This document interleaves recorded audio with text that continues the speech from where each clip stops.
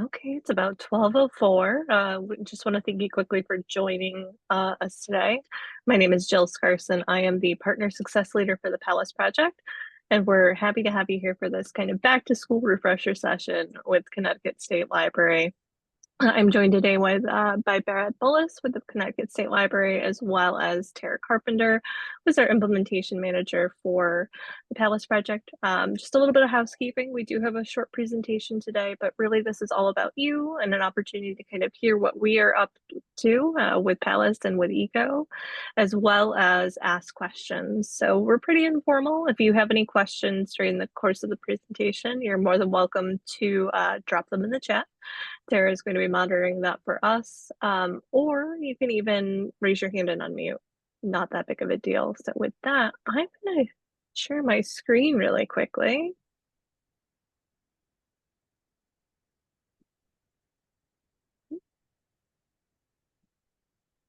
Wrong screen.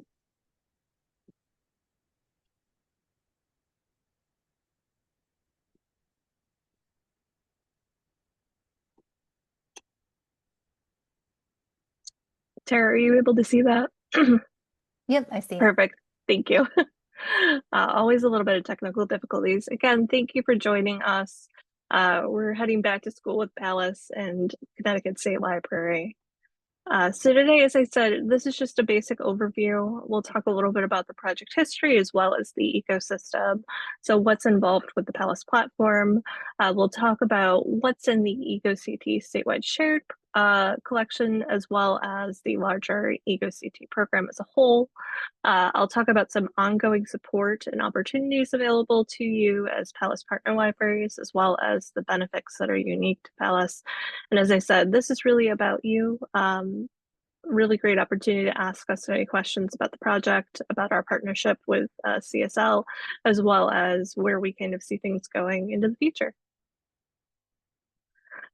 So getting started a little bit, one of the biggest questions that we often get asked is why Palace, and where does this tagline come from? Libraries are palaces for the people. So this really harkens back to Andrew Carnegie. It was a kind of a appropriation of this statement that he had that was popularized by the sociologist Eric Kleinenberg in his recent New York Times essay, as well as his book Palaces for the People, which really focuses on the idea of libraries as an integral part to social infrastructure, and the idea that libraries are that last completely free third space for people to convene. So for those of you who have been following this project for a while, we are born out of the Simply E platform. But we've changed quite a bit over the years. So in those early days, we did partner with DPLA and the New York Public Library to collaborate on expanding the Simply E Library Simplified platform. But within the last 3 or 4 years now, we've really kind of expanded through our coming into Lyrasis and expanding out into the Palace Project. So about 4 years ago, 3.5 years ago, Lyrasis and the Digital Public Library of America came together with a Knight grant to develop Palace into a larger, more national platform. In that time, we've been able to secure a lot of agreements with publishers. We are currently the only platform that can offer Amazon publishing and Audible content. And within those last 2 years or so, we've really focused on expanding and diversifying our content integrations, our partnerships with other publishers. And as of today, we're in over 670 libraries across, I would say, both coasts. So we have a lot of East Coast libraries, a lot of West Coast libraries at this point, and are starting to see a lot of growth in the South. So what then is the Palace Project? As I said, we're an ecosystem and a platform. I know a lot of providers that offer content place the content first, but really we are a full platform. This means that we are an aggregator app, so our mobile application, as well as our administrative backend portal.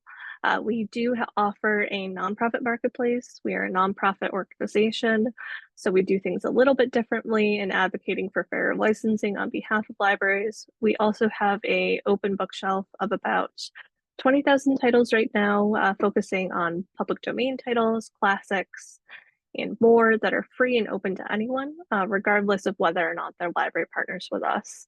Lastly, we do have a virtual library card system for libraries that are either unautomated or can't integrate with our technology that allows patrons to sign up for a library card in-app. So they could still have access to the Ego statewide collection through Palace by signing up for a card in the app. So when we talk about Palace, we like to focus on these few key points. The first is that we offer more access to your content in one place. So it is an aggregator app, which means that we partner with other vendors in addition to selling our own content. We are designed for discovery, so we really prioritize that available content and relevant titles to increase discovery. We offer unique content and innovative partnerships. As I kind of alluded to, we are really focused on working with publishers that are interested in offering kind of unique licensing terms, as well as, trying to advocate on behalf of libraries. Lastly, the platform is built on accessibility and ease of use. So it is deliberately streamlined for users of all ages and abilities. We do have a product designer who is actively working on some UX and UI updates for the app that we hope will be implemented within the next few months. So multiple content sources, one simple app. What does that mean? So we aggregate content from most major vendors. That includes Baker and Taylor, Biblioteca, Overdrive, our own sister projects, BiblioBoard, and more. We do offer that bookshelf alongside all of your content. So if you are a Palace library, you do have the open bookshelf automatically integrated alongside your other content. We also support those supplemental purchases from our sister projects with BiblioBoard, the Indie Author Project, and in our Palace Marketplace. So here's just kind of a list of our current integrations, everything from Overdrive to Quest to our own marketplace and bibliocontent. In the last year, we've really developed some additional integrations. One, we have a agreement with Blackstone to support their Blackstone Unlimited collection. They were finding that libraries who were purchasing that collection really wanted access to it in Palace. So we do have an agreement with them to support their content. Unlimited Listens is a new publisher focused on audiobooks. The organization is led by people who've worked in the audiobook industry for decades and are really focusing on some unique sim use audiobook content. And lastly, in the last year, we've been able to work with Bywater Solutions on an Aspen Discovery integration. This is the first Discovery layer integration of its kind for us. And it's something that we have really found, I think, integral to the discovery process. So we continue to work with other ILS and discovery vendors to kind of find a pathway to further integrations. I kind of alluded to this as well. Palace's default setting is to showcase available titles. This means that when a patron goes to the app catalog for the first time, anything that they see on the main catalog screen is available for them to borrow today. And the idea there is that you are highlighting your whole collection as opposed to pointing a patron to a long list of holds or holds queues. This displays your backlist selections alongside your more recent titles that are available now. I think we all kind of fall into the trap of TBR, and some of those bestsellers from 2, 3, 4 years ago are still great, and people forget about them. But with Palace, those titles get surfaced to the top alongside that newest, latest, greatest content that might be available to them today. It does automatically suggest titles by the same author in the same series, but if you do have a novelist subscription, we are able to integrate that as well. And speaking about unique content and innovative partnerships, I did mention we have a unique agreement with Amazon Publishing and Audible Studios. Right now, we are the only place where libraries can purchase that content. And I think in part it's because we are trying to advocate for fair licensing terms and we're a nonprofit. They do offer some unique bundles through those content providers. We also have that kind of streamlined integration with Biblio and Indie Author Project, which are also part of our division, as well as the new partnerships with Unlimited Listens and Blackstone Unlimited to support simultaneous access audiobook subscriptions.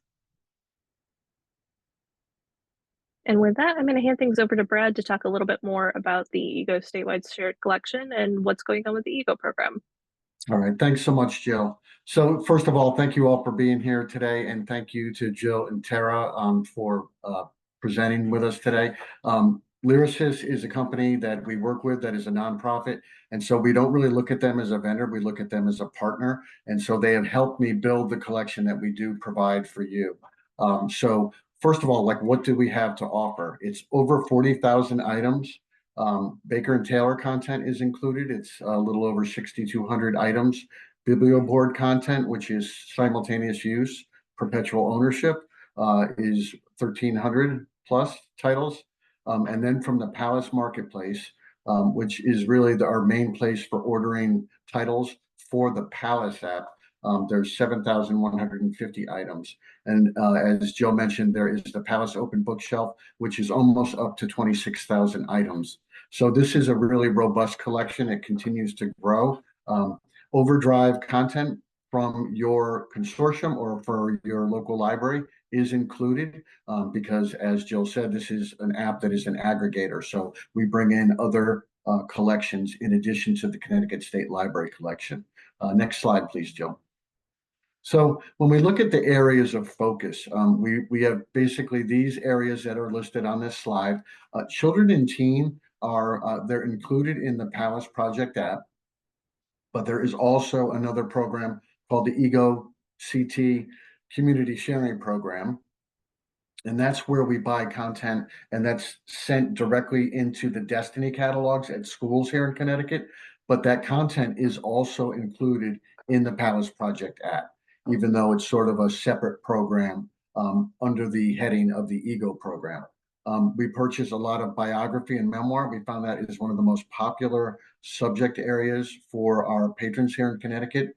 We purchase EDI titles, and that collection is something that we do audits of our collection, not just the whole collection, but cart by cart. So we are always sort of doing an ongoing audit process to make sure that we are buying content that represents everybody here in Connecticut.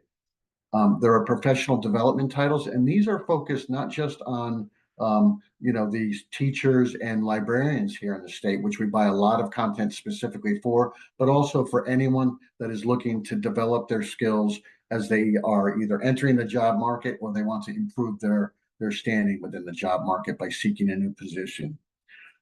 One thing we found during the pandemic, and this is something I've said many times, but it continues to be relevant. There was a lot of need for home life and DIY type of books. So we bought a lot of that content. That includes maker titles for the maker spaces here in Connecticut. A lot of libraries do have maker spaces. So those titles are there to support those functions within many public libraries in Connecticut. Self-help kind of falls under the same category in terms of what we noticed during the pandemic was people needed content to help them sort of navigate the challenges that this sort of new environment that we live in based on COVID-19. So there's a lot of titles that address mental health, physical well-being, and so on. So that's a collection we've really focused on specifically. As expected, mysteries and backlist bestsellers. There are many within the collection. We continue to add. We do purchase some current bestsellers, but we found that if people have their Overdrive collection shared into the Palace Project app, many of the bestsellers are there. So we focus a little bit more on the backlist titles. One of the other programs that we have at the State Library is we try to support libraries in their efforts to serve veterans and military families in their communities. So we actively pursue titles that can help them support that community. So those titles we have a pretty good collection. And we also have a print collection at the Middletown Library Service Center that can be checked out in part or in whole if you would like to borrow that as a public library. Connecticut authors and Connecticut as subject is a really important area that we've tried to build up on. We've even created a lane. So if that's something that you would like to have activated in your interface, we can do that for you. And just in terms of lists and lanes, it's something that you can do on the back end on your own, but it's also something that if you don't have the time and you would like a lane built for you, I'm more than happy to do that. And Lyricist has always been really great about helping me kind of get that accomplished as well. So you don't have to be daunted by, thinking about how you could highlight certain aspects of your collection. We'll go ahead and build those lists for you and then activate them as lanes for you as well. And then finally, we are purchasing other foreign languages, but our primary focus is on Spanish language titles, and about 15% of the collection is Spanish language. By request, I have ordered other languages as well, but they don't really hit the threshold where it's even, a full percentage or 2%. It's a very minimal amount. But again, if you do need certain items, we are happy to purchase those. Next slide. And so who do we serve? So we really wanted this program to cover all libraries in Connecticut, whether they were academic, public, or school. So we have 157 public libraries that are actively using the collection. I think the number that are actually configured are probably probably around 170 that are configured. So there's a few remaining libraries that we want to get brought on board, but the majority are actually live and using the Palace Project app. I think it was in February last year, we brought on or actually this year in 2024, we brought on academic libraries. So there's 17 academic libraries that are currently using the Palace Project app. The K through 12 sites are, again, a little bit of a separate program. That's the EgoCT Community Sharing Program. The content that we buy there, like I said, is included in the Palace app, but we do purchase that content specifically for the EgoCT Community Sharing Program for the K through 12s. And then finally, we have a Connecticut State Library interface in Palace, and you can set up a virtual library card there. Basically, you have to be a Connecticut resident. Geo-authentication is how we sort of make sure that's the case, and that's available to anyone who might need it, whether you have a public library that you use or that you don't, but it really is meant to help those folks that don't have a public library that is participating in the program. Thanks, Brad. We're thrilled to be able to continue with this partnership. And when we do say partnership, we really do look at our libraries as well as our stakeholders as partners. We are only as strong as the feedback that we receive. So when we say that we're a program that offers ongoing support, just because you're live in the app doesn't mean that you won't hear from us. We do have plenty of resources online for new staff, returning staff who just want to learn a little bit more about what we're doing on our dedicated library resources webpage.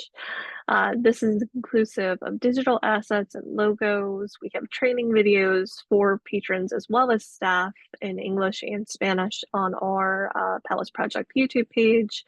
We do have a repository of recorded trainings and webinars similar to this one, both on YouTube as well as on our Aviary platform. There are materials that you can print as well as some digital collateral that you're able to print. We also can send you certain things if you'd like them. We have some bookmarks and then business card size QR cards that we can send you as well if you'd like. But really this online repository of information on the Palace Project website is the best place to go for different materials. We do offer some instructional materials as well on our wiki. But one of the exciting things that we're offering now is a feedback board, and I'll talk about that in a few minutes. One thing that I also like to point out, for most of our libraries, assuming that they're not using the virtual library card, Palace integrates with your iOS, which means that it's very easy for patrons to get to download the app and get started. All they need to know is their library barcode number and PIN if you have one activated for them. So most patrons will never provide us with any PII beyond their barcode, which means that it's safer for them as well for you in terms of we don't collect and store that data.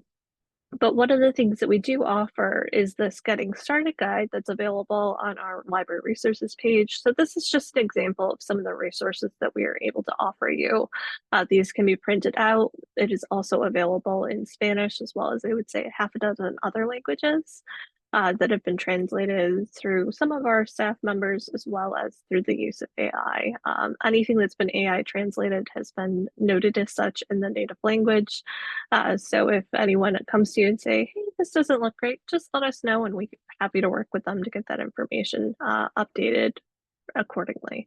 So takes about 5 steps to get from the download process to the reading process. And with everything on the catalog page being available now, patrons can really borrow a book within 30 seconds of getting into the app. Lastly, a little bit about feedback. We really do value the feedback and feature requests that come from our libraries. So we have basically started a new feedback board system hosted by FeedBear.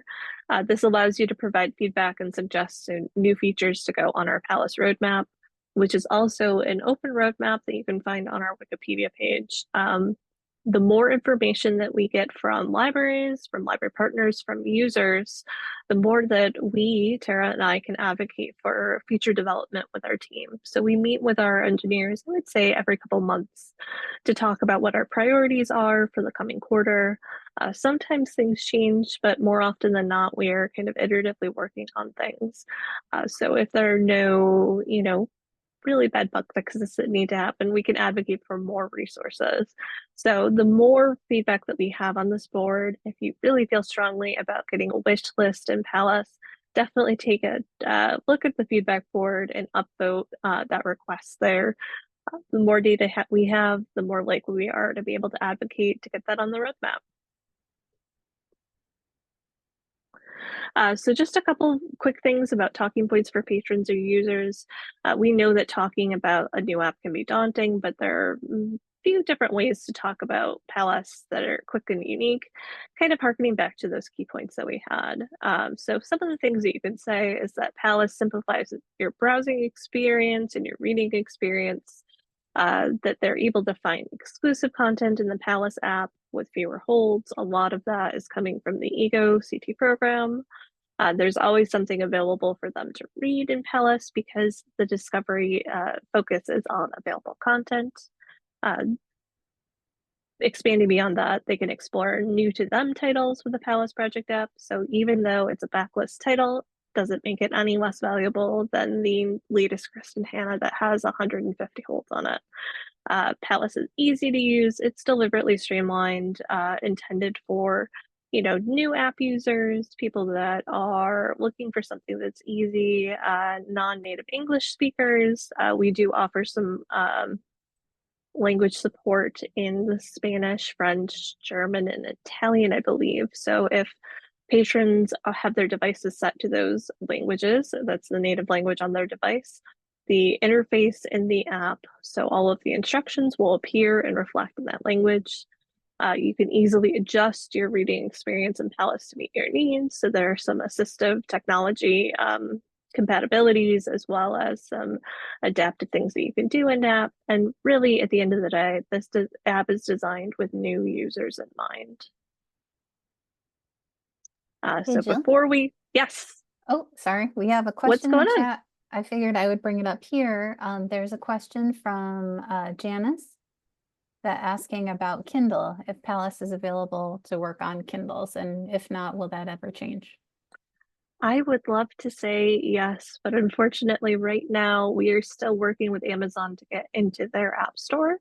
If that's something you feel very strongly about, you can always reach out to the folks at Kindle. Right now we're able to sell their content. We just can't get on those devices at this time. So it's something that we're actively advocating for, but unfortunately, I don't have a timeline as to when that will happen. I think right now they're really focused on their current partnerships and not looking to add any additional e-readers software at this time. Great question, though.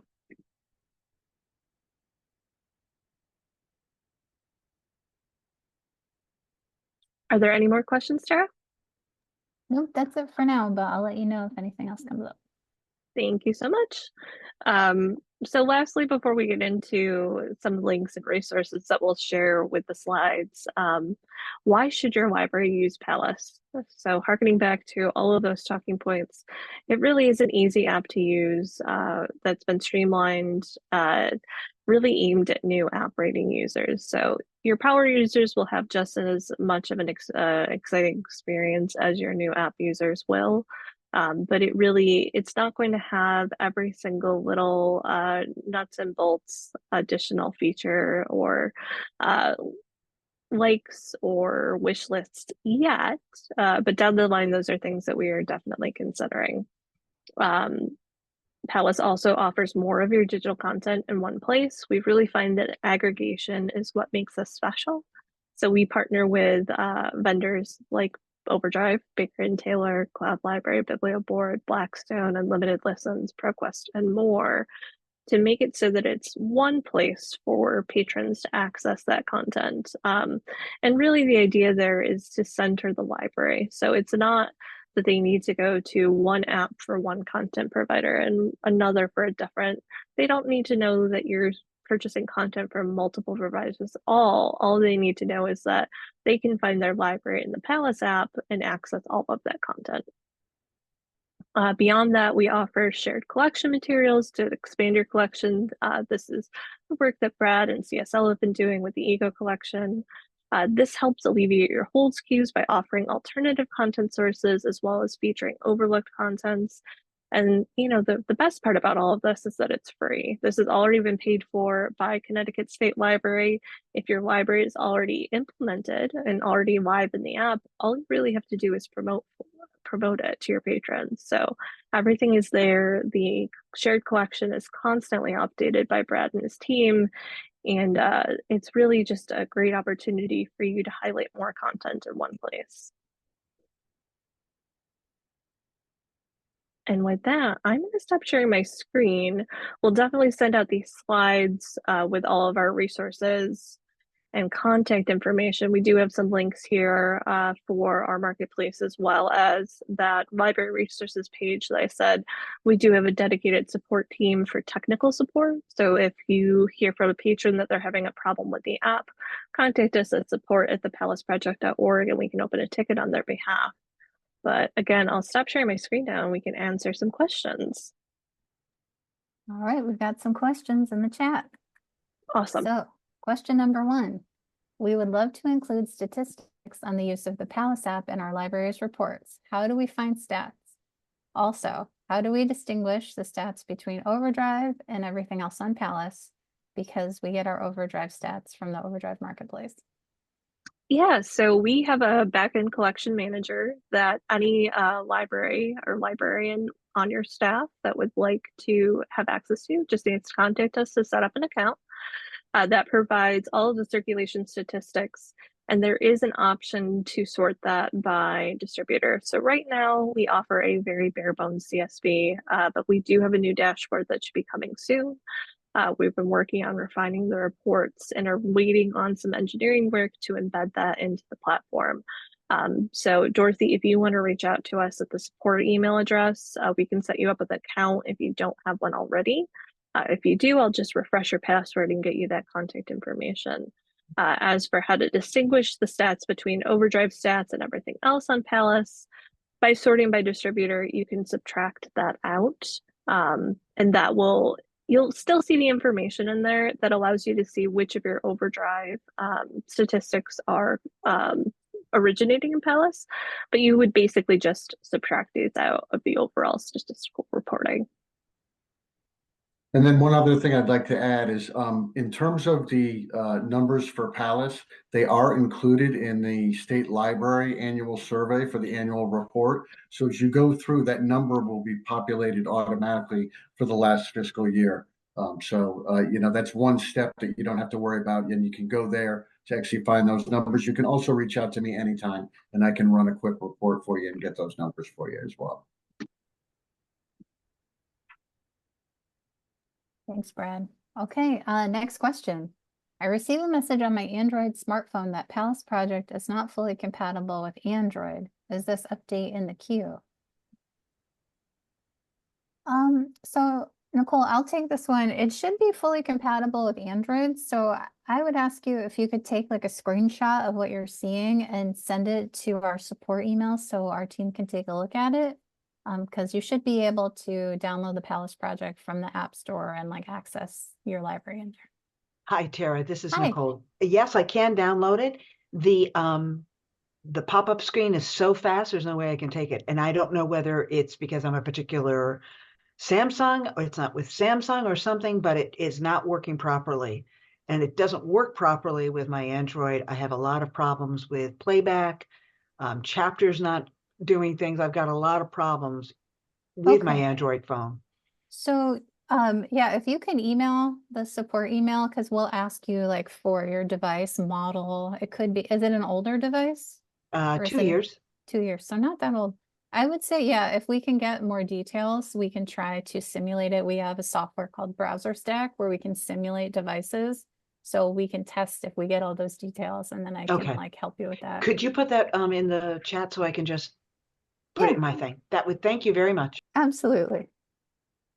Yeah, and if you ever see any sort of odd error messages or things stop working, definitely reach out to us at the support email address, because what we can do is we open a ticket, and either Tara, myself, or some of our colleagues will actually go in and try to recreate the issue. And if we can't, we can try to simulate it through that browser stack software.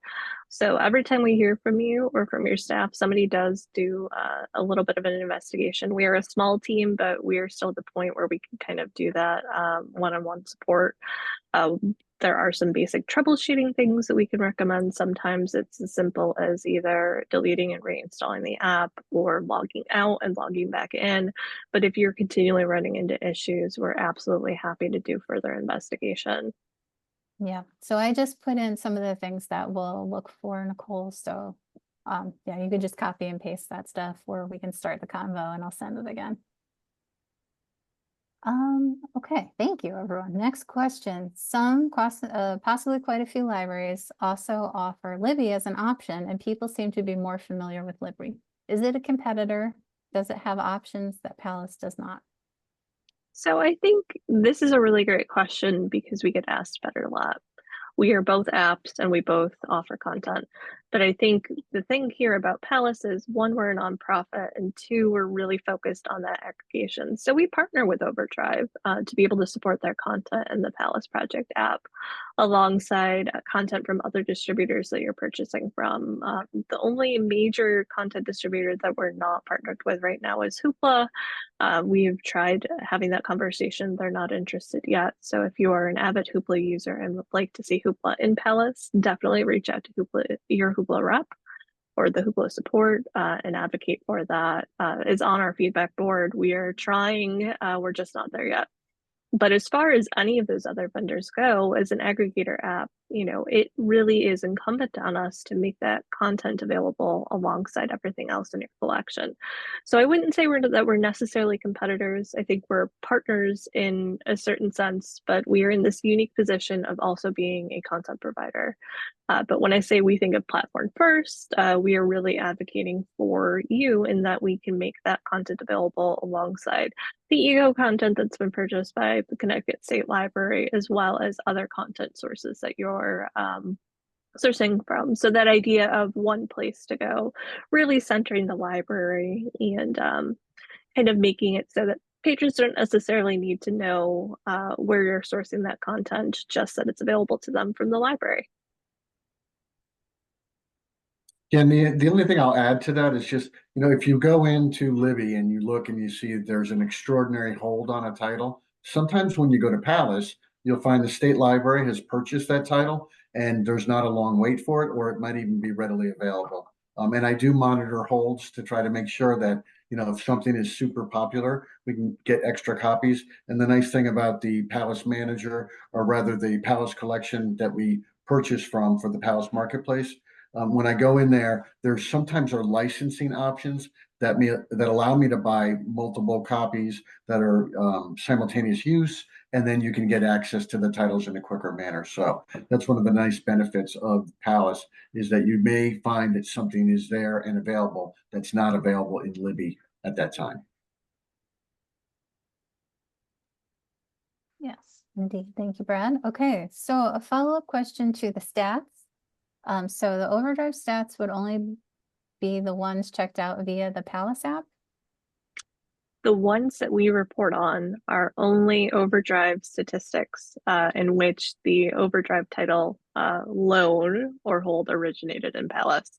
So we are only reporting on statistics for the other content providers where those loans and holds originated in our device. So, which is why we do recommend that if you're going to look for all Overdrive stats or all Baker and Taylor stats, we use their native platforms to access it. I do think that information is still valuable to be able to see where your loans and holds are originating, to see how people are using Palace. But for reporting purposes, we do recommend focusing on content that is potentially only available in Palace for those statistic purposes. All right, thank you. And then a question, you kind of already touched on this, but just to revisit one more time, is Hoopla ever going to be available in Palace? I think we are willing to work with anyone who's willing to work with us, is really what I can say there.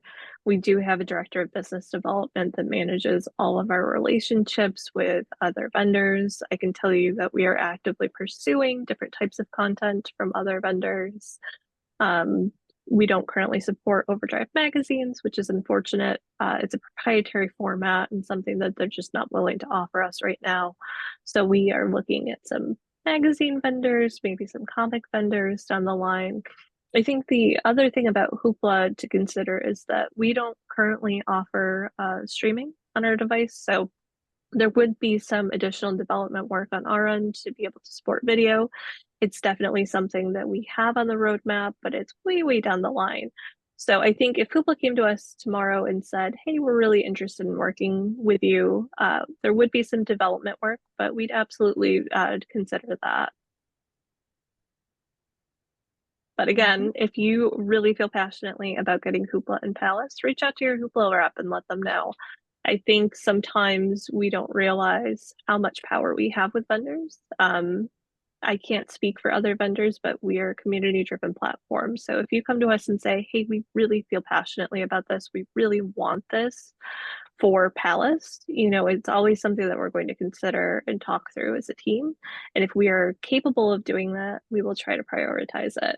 So it might not happen tomorrow, but it will definitely be on our roadmap down the line. All right, next question. If a title is available in Palace and not in Libby, would patrons be able to see its Palace availability in Encore Sierra? Right now, we do not offer an integration with Encore Sierra, but I think this goes back to the conversation about us really prioritizing development as far as integrations go. So Director of Business Development, James English, is actively pursuing relationships with Cersei Dynex, Polaris, Triple I, and Bibliocommons. But I think similar to us, they need to hear from their community in order to get us on their roadmap.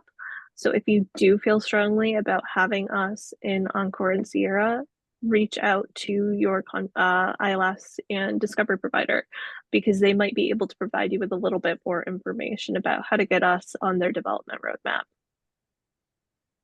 Absolutely. And I think that Innovative III, they have that voting system. So if there isn't a ticket, or there may already be a ticket for this that you can upvote. If not, you can ask your rep if they can create a ticket. And then you can go ahead and vote or ask others to vote as well. I'm trying to think. We do, Triple I has a kind of an admin portal for different ideas. And I do believe there's an open ticket for some of their other products, but I'm not sure if there's one specific to Encore and Sierra. So that's definitely something I would recommend looking. If not, I think getting it in there and sharing with your community, your library community, that this is something that you're passionate about and that they can go in and upvote is definitely the way to go about getting us an integration with them. Agreed. All right, next question. Although primarily I'm sorry, I'm going to start again. Although primarily an academic, I sub at 2 local libraries. I find that most patrons are unaware of Palace.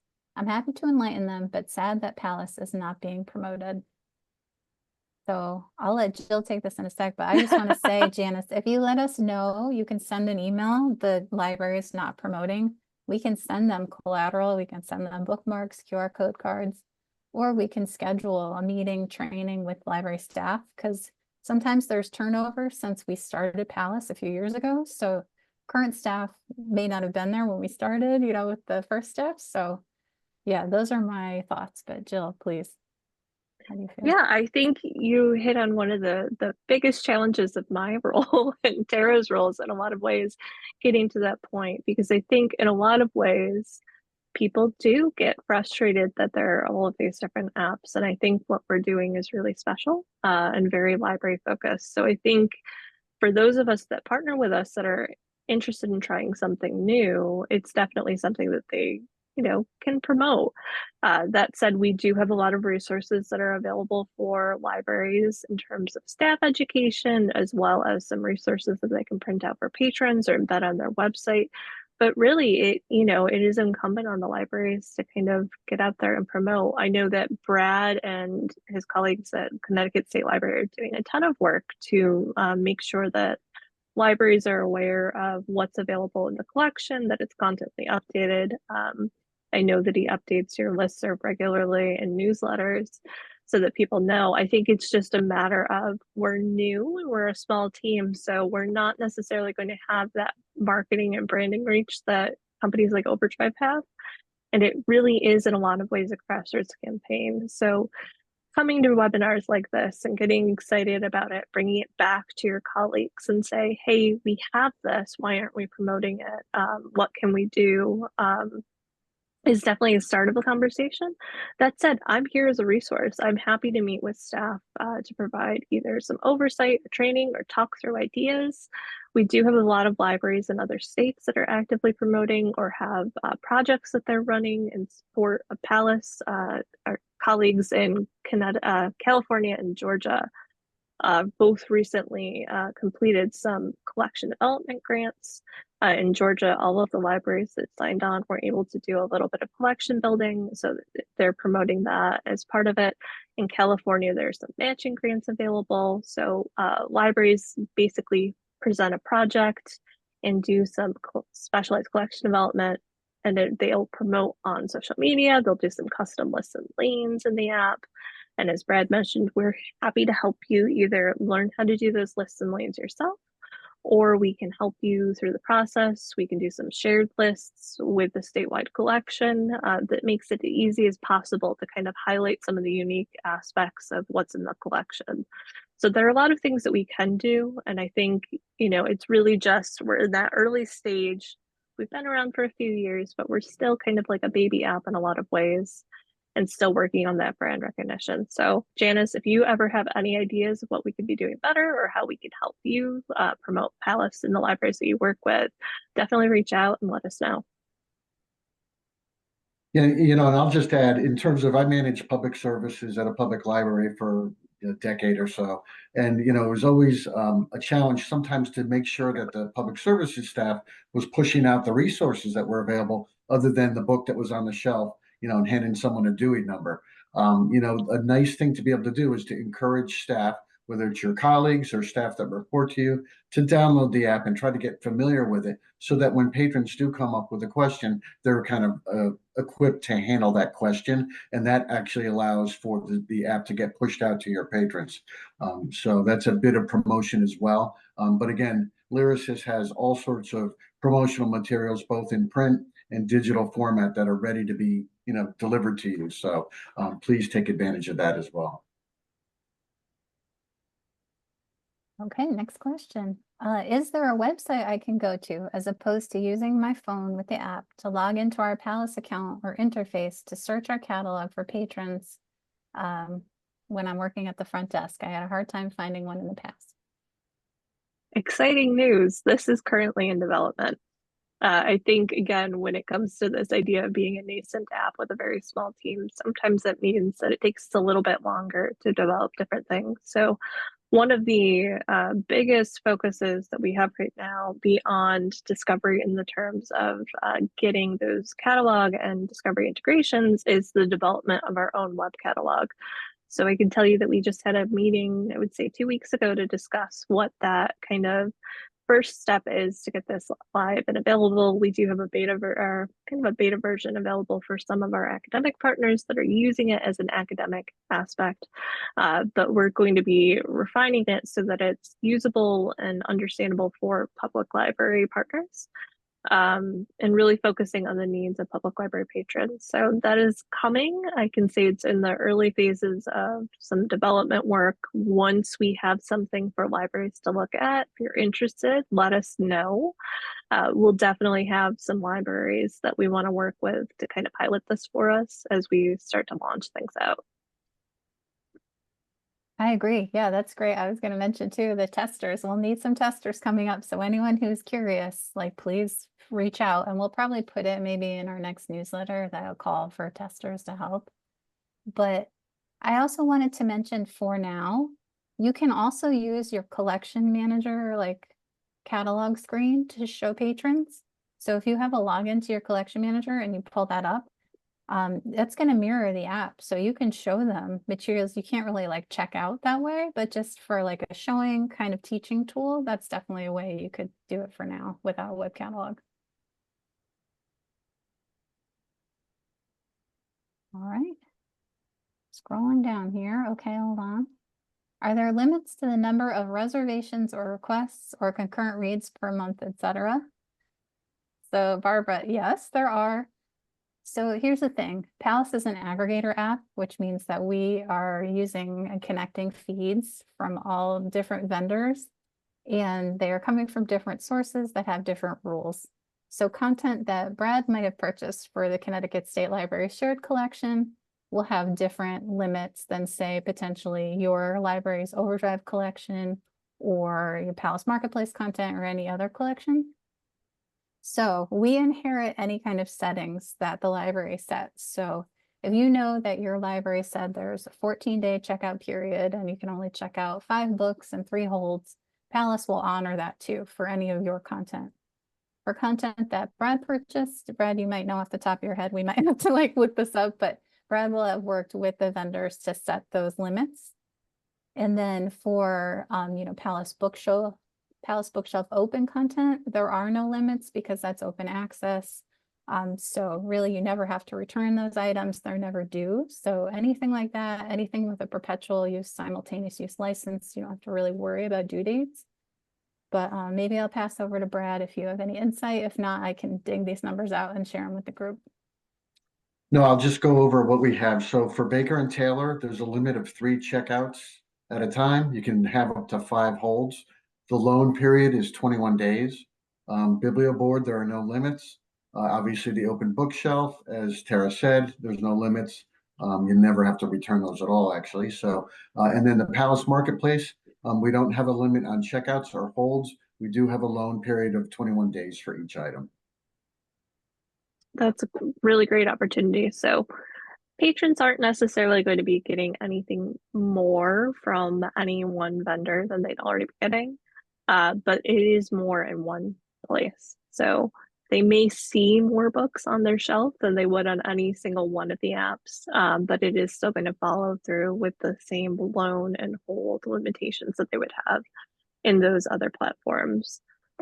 Just going to take a minute to plug the bookshelf because I think we're in the process of kind of doing a revitalization too. There's some really great content in there when it comes to classics.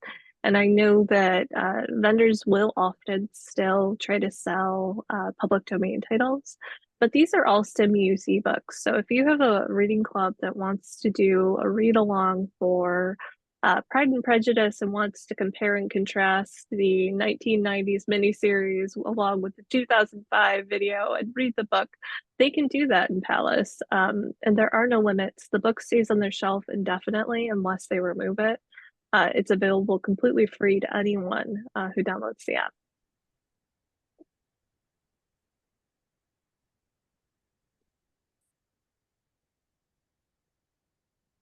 All right, thank you. Let's see, just catching up in the chat. So Dorothy says, let us know when that's ready for the web catalog, I think. So we will keep you posted. And some thank yous. And I think we've covered all the questions. So please let me know if we missed your question or if you have anything else you'd like to discuss in our last 6 minutes here.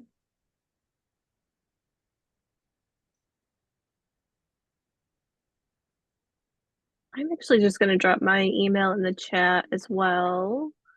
I am at Jillian Scarson, jillian.scarson@lyrasis.org. If you need any sort of training resources or like to meet to talk through some things with Palace, I'm always happy to chat through things with libraries. If you need anything from support, it's support@thepalaceproject.org. Oh, we have a question. If a library were looking to sign up a new Palace user, what would be the first step? Hey, Brad, we're going to kick this one to you. Yeah, so I mean, the first step really is if you are a library that participates in the program, so we're connected to your library. So the first step for a patron would be download the app. So they have to download the app. They obviously have to have a valid library card at that point in time as well. But basically, you download the app. You have to have that library card available, and the directions are on both the Palace support page, the about. There's a whole bunch of resources, and then also on egoct.org. It's all available there in terms of step-by-step directions. But the app is basically you go to the App Store or Google Play and you download the app in seconds, really. So it's pretty quick and easy. And then if the library is not currently a partner, let me know. Reach out to me. I will put my email in the chat as well. The other thing is, if you're not sure, you can also download the Palace Project app and search for your library. There were a lot of libraries that were signed on a couple of years ago, and there were some staffing changes. We've tried to do some re-engagement with events like this or reaching out to contacts that we have on file, but if people have kind of moved on, we don't always know who to contact to let them know that, hey, we're still here and able to help. So it's very possible that patrons could find your library in the app and you might not know. So it's definitely worth looking into. If you have any questions, reach out to Brad. If you're completely sure that you're a new library, that you're not in the app, we can see about getting you set up. Tara can work with you on the configuration and we can talk about how to promote to your community. So we're all here to help and happy to have more libraries sign on. Yeah, the list that is on the EgoCT website are libraries that we consider live.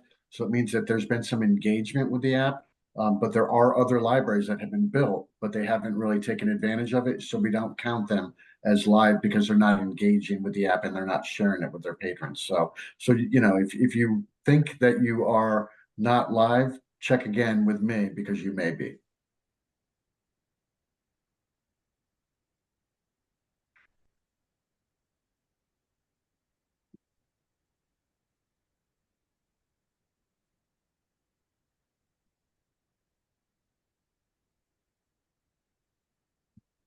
If there aren't any other questions, I just want to say thank you again for joining us today. We're always excited to talk with libraries about what we're doing and in our partnership with Connecticut State Library. If you have any questions, please don't hesitate to reach out to myself or Tara or Brad. We're all here to help, and we're just thrilled to continue to have this partnership to be able to support Palace in Connecticut libraries. Yeah, I want to thank everybody for being here as well. And again, the key point is one, you may be live already. Two is if you need support, there's plenty of support, and we love to hear from you. So it's not one of those, and it's free, yes, but it's one of those things where we want feedback. We want to engage with you. We want to help you promote. Because the more you use it, the more success the program sees. So we really would like to see how much we can help you with the Ego program and the Palace Project app. Thanks all.